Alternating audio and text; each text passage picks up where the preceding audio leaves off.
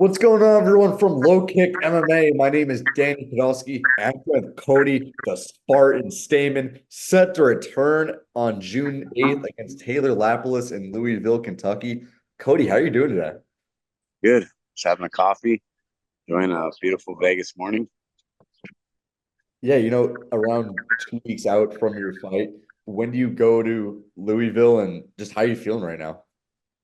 I leave next Monday. I feel great, man. Like all the hard work is done, which is awesome. I've got out of the camp injury free.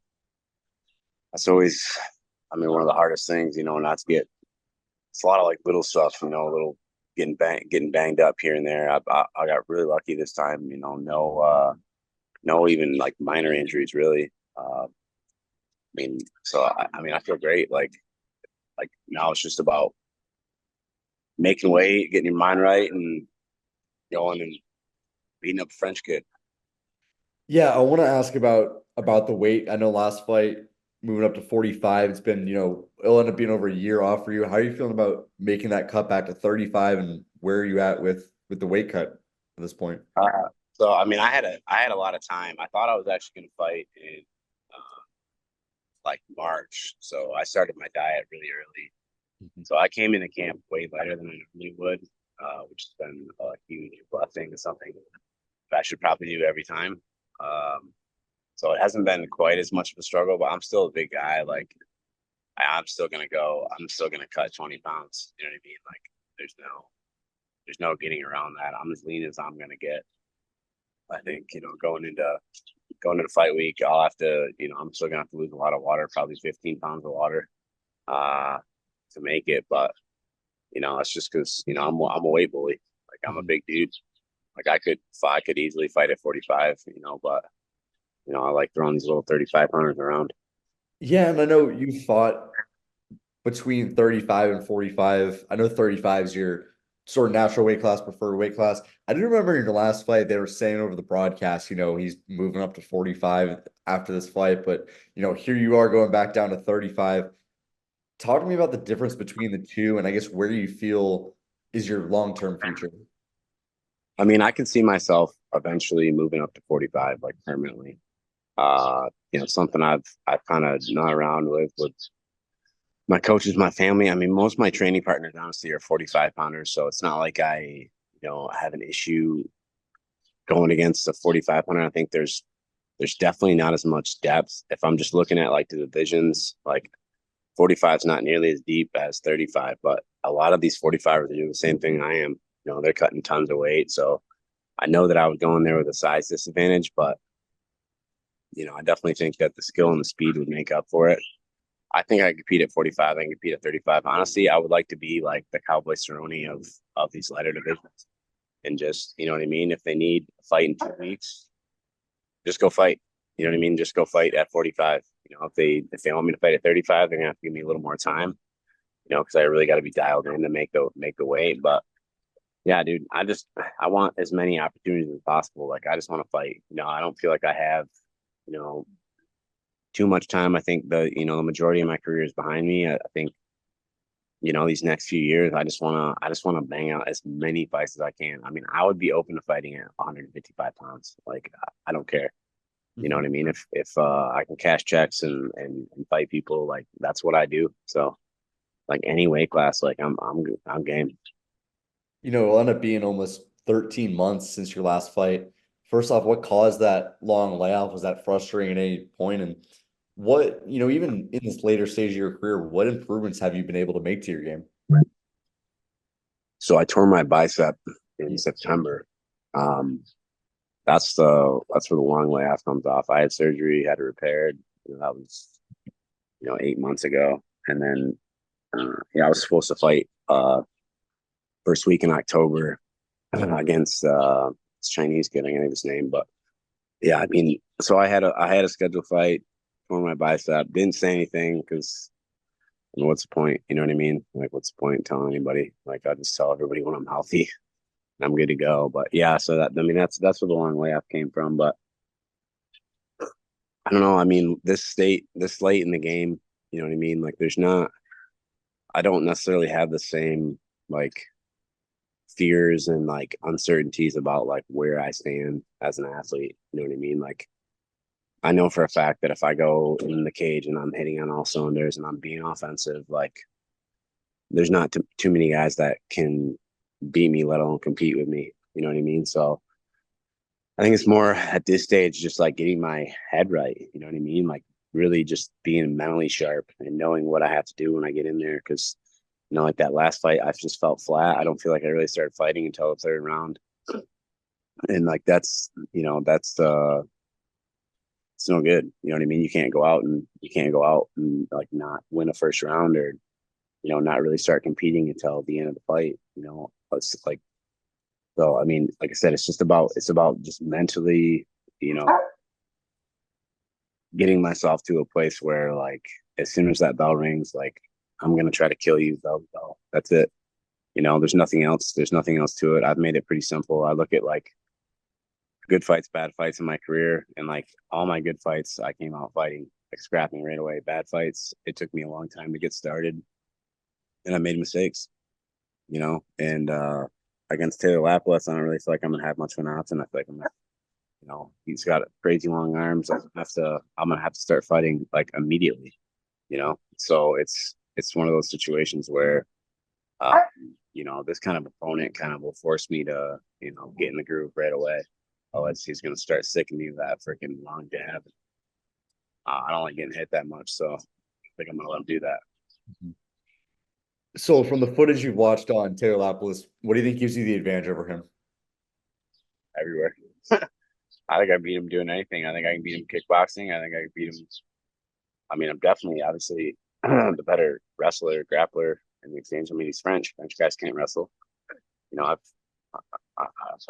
seen French guys come to the gym like they can't wrestle. I mean, the jiu-jitsu's all right, but the wrestling's always dog shit. So I mean, if I want to go out and like grind out a wrestling match against this kid, like I could 1000% do that. I mean, I literally I was making a joke. I was like, "What's the single fight takedown record?" Because I think I could take him down that many times if I needed to. And then switching gears a little bit, you train at Extreme Couture. Remind me who your main training partners have been for this camp. I train a lot with I call it Team Hawaii. Kai Kamaka, who's 45 pounder in Bellator, Danny Gay, uh, Rodney Pooney. They're two young up and coming southpaws, really really good boxers. So they've been a great look for this camp. Ode Osborne, who's actually like heaven sent because he's literally the exact same size as my opponent. A little bit taller, but like same reach. Southpaw, like I've actually had like this is like in terms of like South, there's no like shortage of southpaws in Vegas. So like I've had like really, really good looks at this camp.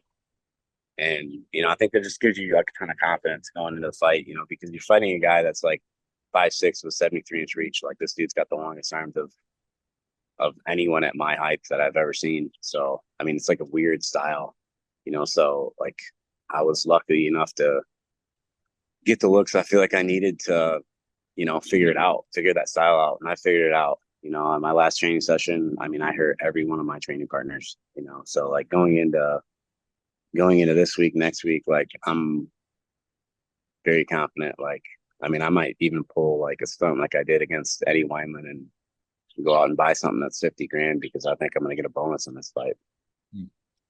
Talk to me about, I was recently talking to Justin James, another fighter who trains at Extreme Couture. Also recently talked to Dustin Stoltzfus, and what both guys have iterated to me is that when Sean Strickland won the belt, and that really brought the culture of Extreme Couture together in a way. And I guess talk to me about the culture at Extreme Couture and how much seeing guys like Strickland and then, obviously a few years ago when Ngannou won the belt, seeing your teammates succeed at the highest level, how does that kind of A, raise your confidence, but B, also bring the gym together? Well, I think it's more cohesive than when I first got out here. It was pretty chaotic when I first got out here. It was kind of like every man for themselves, and that's kind of like the that's kind of always been the extreme mentality. Like it's a place where people go to fight, like really fight, like not, and like that's great. Like getting in dog fights every day, like it makes you tough, it makes you sharp. It does a lot of things, but doesn't necessarily make your technique better. I feel like we're at a place now where everyone, has been training together. Like the core group of guys that go to Extreme, they've been training together long enough that they, are open to sharing. You know what I mean? Like we're actually like kind of past like that ego stage where we all are puffing our chests out and like just mauling each other, into a place where like we're actually really like helping each other succeed. You know what I mean? Like we're actually teammates. And in terms of like Strickland and Ngannou, all these guys, like, Strickland, for all his antics, is a great leader. Like, he's a great leader. And when he shows up, like people go harder, they work harder. Strickland was like I was like, it's like my last round, it was like the fifth round of sparring, right? And like I was kind of taking the round off. It was like going to be more of a light round. Like I'd already done my hard rounds. And like Strickland's like standing by the cage, just chirping us. You guys are pussies. You guys aren't even trying. Like he's like, you just letting him hit you, and he's just going off. And like it, like me and Ode Osborne are sparring, and Ode like kind of had enough and like got pissed off. And like next thing you know, like it's the fifth round, and we're still going to war. You know what I mean? So like, and it was like a, you know what I mean? Sometimes like that kind of stuff isn't good, but it was like a positive thing. So I think honestly, like he does bring like a level of intensity that is like needed in the gym, and it rubs some people the wrong way. But honestly, like I've grown to really, really like the dude. Like I think he's cool as shit, and I think it's all genuine. You know what I mean? Like he's actually a really good teammate, and yeah, he's pretty cool dude. Yeah, I will say it's funny because I've talked to a lot of extreme couture fighters, and Yeah, the one consistent with Sean Strickland is that regardless of what you think about him outside the cage and all of the things he says and all the crazy, and he has no filter, obviously, but when he is in the gym, he's always pushing his teammates and he's always professional there and going hard. yeah, no, absolutely, and that's top to bottom. Like we have a group of guys that we call it the dev crew. I mean, it's like it consists of like a lot of like top 20, top 15 UFC champions. Like there's a group of guys, and we always like wear our faces out because we don't really want anyone to know that we're all training together. But it's literally some of the most elite, best guys in the world training. Like you have the guys like the best wrestlers, the best grapplers, the best strikers, and we're all literally like the whole class is like founded around like whoever's fighting, and it's everybody like putting their input in and like really trying to like find ways to make each other better. You know what I mean? We're doing drills. I'm doing drills that, Aljamain Sterling came up with, or, I'm doing drills that Dan Ige came up with, or I'm running wrestling routes that Lance Palmer came up with. You know what I mean? He's like one of the most decorated American wrestlers ever. So it's like it's high level stuff. And like I didn't think at this stage of my career like I had a whole lot to learn. You know what I mean? Like I'm a Golden Glove state champ. I've got almost 50 MMA fights. Like 13 UFC fights. Like I've done a lot. You know what I mean? I always thought it was just like, okay, I just need to get in shape, make weight, fight. And like I've actually learned a ton, working and training with like all these guys from all these different places and all these different backgrounds. And like it's crazy. You know what I mean? Like this late in the game, like I'm actually like without a doubt getting like better at MMA. And I just honestly thought that like it was just like I'm as good as I'm gonna be. I just need to show up and fight. You know what I mean? But honestly, I've gotten better. I've been more, you know what I mean, like willing to learn Yeah. from these guys because they have the accolades. You know what I mean, and they have something to teach. And I could like extreme for me.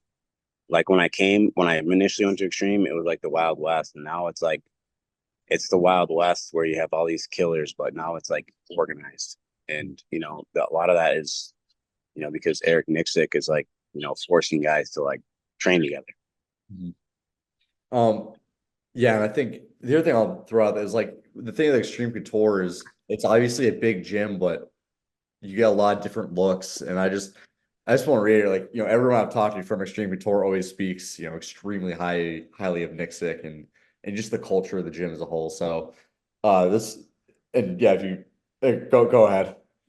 Yeah, no, he's a great leader. You know what I mean? Like he's a great leader. People listen to him when he talks, and that like you have so many different like big egos and personalities in that gym.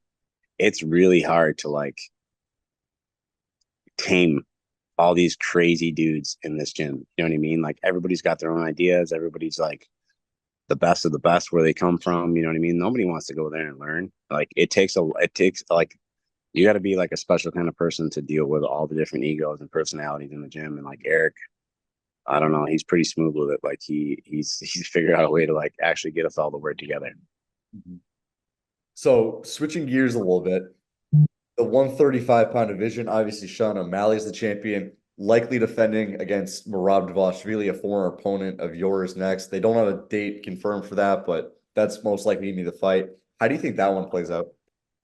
I mean, there's no question. Like Marab, I feel like is you know easily Marab or Aljamain, definitely the two toughest guys I fought in terms of like figuring them out. You know what I mean? It's really hard to figure. Like Marab moves so sporadically, shoots nonstop. Like the guy does not get tired. You know what I mean? Like I thought I was insanely, and I will say I did beat him in the third round, which is I don't think it's something anyone's ever done. But so I was in great shape for that fight. But it's a tough fight because O'Malley moves so big, and it's really hard to set up. Just being a wrestler, I know it would be really hard to take Sean O'Malley down. Like you really have to set things up and trap him. Uh, it's gonna be like he's not gonna be able to run like 20 shots. It's like is Marab gonna be able to hold O'Malley down? Like that's the real question. Like can Marab like get a hold of him and like pin him somewhere? Because if he can, he can win. But it's not going to be like a one and done thing. You know what I mean? Like Marab's not really known for like taking guys down and holding them down. So I don't know. It's tough. Like I want Marab to win. I hope he does. I hope he does win. And I say that, and that's like maybe the only time I would root against someone who's not American. But Marab's about as American as fried chicken, dude. So I really I do honestly like we fought, but I have a ton of respect for him. I think he's a great dude. And I think he's working really, really hard, and he deserves the shot. I mean, he beat a list of killers that's just insane. You know what I mean? Like he didn't have an easy route, and he's doing a good job of like marketing himself now. It's cool to see, man, the evolution of the rap. But um, yeah, it's definitely a tough fight. Sean's good. He's so good. I wish I mean I begged for that fight early in his career. I don't know that the only way I'd fight him at this point is if, there were a bunch of zeros after the paycheck. I do want to, that fight was obviously 3 years ago, and you guys have both evolved in your fight careers. But talk to me what it's like being in the cage with Marab. He obviously puts on just an insane cardio that we almost to a certain degree haven't seen in the UFC out of any fighter. Yeah, I mean that wasn't really so I mean, like yeah, you're getting ready to fight Marab, you have to be like the most conditioned athlete you could possibly ever be. You know what I mean? Just to compete. You know what I mean? Like first off, like you think you're just going out there and knock him out. And like I was pretty convinced that I could hurt him, and I did. You know what I mean? First round, he's kind of stumbling around, and like I just watched him recover like instantly. You know what I mean? Like the guy, like he just got a different gear, he's got a different motor, and then he's like urging me on, like, "Come on, hit me!" And I'm like, "Damn, this kid is nuts! Like he's out of his mind." So I mean, like you have to be like in the best shape of your life, like if you're gonna go fight Marab, and then like there's like a rhythm to fighting. You know what I mean? He's got no rhythm. Like there's no guessing what he's gonna do next. You know what I mean? Like you can't like you don't go in there and like figure him out. You know what I mean? Because everything he does is so sporadic, and like and like in like American boxing, that's like frowned upon because like there's a rhythm and everything's supposed to look smooth, and like Marab just goes out there and makes it look ugly and makes it work. You know what I mean? Because the dude's got big balls. Like he is crazy. Like he would jump in, throw whatever, wherever. Like I remember he was like, I took him down and he's like, I could see him. He's like foaming at the mouth. Like I took him down. I'm sitting in his guard. He's like foaming at the mouth, hitting me in the side of the head with like these little baby punches, but like he's like on his back, like really trying to hurt me. And I'm just like, dude, this kid is insane. He's absolutely insane. And that's a crazy person for anyone to fight. I think O'Malley's the toughest fight he's had yet, but I'm rooting for him, man. I think he could do it. Yeah, I think certainly. I mean, that's going to be a blockbuster fight between O'Malley and Marab. And for people who really understand the game of MMA, I think that casuals will say, "Oh, he's a wrestler, he's boring, all yada yada yada." But the thing about Marab, his cardio is almost something that we haven't seen in the Weapon. UFC. It's a Yeah, weapon. yeah. An absolute weapon. But And like he's getting better. That's the thing, is like yeah. he's getting better. His striking's getting better. Like he's a better striker now than when I fought him. Like way better. You know what I mean? Like he's obviously evolving too. You know what I mean? And like I think people miss that. Like he does strike quite a bit. Like the dude is just like nonstop offense. It's not just wrestling. And of course, him fighting with Aljamain Sterling, another guy you fought. That was probably what, 2018. And Yeah. Opponent turned training partner. Yeah. yeah, but certainly those two feed off each other. Going back to your career, you're in the top 15. It's out of the rankings now, but do you feel like you kind of get a fresh start on the second half of your career a little bit? It'll be 13 months off, and I feel like, you know, Cody Stamann is not necessarily like on people's minds right now. No. But at the same time, that almost gives you like a second chance to kind of make a name for yourself and put yourself back on the map. Yeah. No. Absolutely. I agree. Like I've I've obviously had a lot of time to think about this. You know what I mean? I was in a sling for 2 months. I had a lot of time to like really think about like, all right, what do I really want next? And the reality is I want to be like a staple. I want to be a staple in this division. You know what I mean? Like I want people to know that like I am absolutely one of the most dangerous dudes to fight. I definitely think that, I think I should still be in the top 15. And I think that I will be, by the end of the year. I think after I do what I know I'm capable of doing with this French kid, I think I'll be able to call whoever I want. You know what I mean? There was a time when I was slotted to fight Rob Font. I ended up I hurt my shoulder. I couldn't fight him, and he was an absolute asshole about it. And so after this fight, I'm gonna go after Rob Font. I've been thinking about that and like how he treated me like with an injury for a long time. So um, yeah, I'm gonna fight him, and then I'll be back in the top 10, and we'll see how everything shakes off from there. What was said between Rob Font or what did Rob Font say to you after that fight? He just like said that I was gonna pull out either way. Like I was looking for a way out the whole time, and I'm like, dude, I literally moved my entire fight camp to Colorado so that you know what I mean. I could get the right training partners. I spent a lot of money, and I got hurt 2 weeks out. Like all the hard work was already done. I was in a drill session. Someone dropped me on my shoulder. Like you're out of your mind. And then I ended up fighting a way scarier dude in Song Yadong right after that. So it's like he like made it seem like I was scared of him. I'm like, dude, look at the people I fought. You really think that I'm fucking scared of anyone? I say yes to everyone.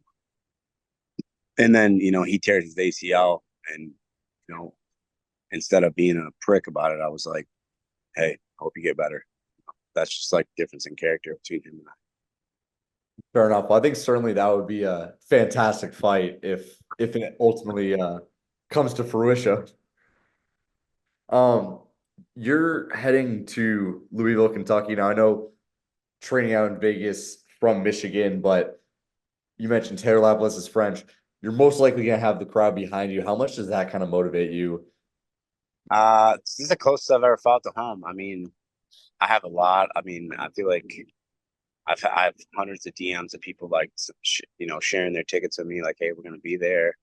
So I definitely feel like I'm almost fighting at home. You know what I mean? Especially because I'm fighting a French kid. Um, and I think Louisville, Kentucky, and I are gonna get along. I'm a little country boy, so um, I think the crowd is definitely gonna be pro Cody Stamann, anti Taylor. Hmm. His name's Taylor. So I just realized that it's a girl's Um, name. The girl's name. Well, hey, shout out T Swift. I think definitely when I think Taylor, that's the first name I think of. Yeah. Um, looking so yes, you're going to Louisville, Kentucky for this fight, but when you look, the UFC is starting to go to a lot more places. They've talked about wanting to go away from the Apex and all that. Are you hoping to get a fight in Michigan before your UFC run is all said and done? Yeah, I mean that's always been a dream. I went to the fights in Michigan. I wasn't fighting on 'em. I mean, I begged and pleaded, but just couldn't make it happen. I mean, I've heard rumors that they're going to be in Detroit this year, towards the end of the year. So, I mean, if that happens, like, I definitely want to fight again in the summer. Like, I'd like to fight. Like, I'm going to try to fight like as soon as possible. But if it comes to the point where like I have to wait a couple months to fight in Michigan, like I will 100% do that, just because that's a bucket list thing. That's something that you dream about. You know what I mean? Like you imagine you're gonna fight at home, UFC, 20,000 people there. Like that's something I've dreamed about since I started this sport. And I honestly really think it's gonna happen because I've heard a lot of rumors that they're coming back to Michigan this year. Well, Cody, I'm wishing you the best of luck on June 8th against Taylor Lapilus. And just my final question, right? Louisville, Kentucky, Cody Stamann, Taylor Lapilus. Cody, how's this fight going down? Second round TKO. There Yeah, you I go. think I put him out in the second round. There you go. Well, Cody, best of luck to you. If there are any socials, sponsors, whoever you want to shout out, platform is yours, my friend. No, I thank God for everything. That's my main sponsor. Fair enough. Well, Cody, best of luck to you. Guys, Cody the Spartan Stamen returns on June 8th. He takes on Taylor Lapilus in Louisville. That's going to be a banger of a fight. You will not want to miss it. Cody, thank you so much for taking the time. Best of luck to you, my friend. Okay. Of course, brother. Thanks. Make sure to subscribe to the LowKick MMA YouTube channel for all the latest news, event previews, and interviews with some of the biggest stars in MMA.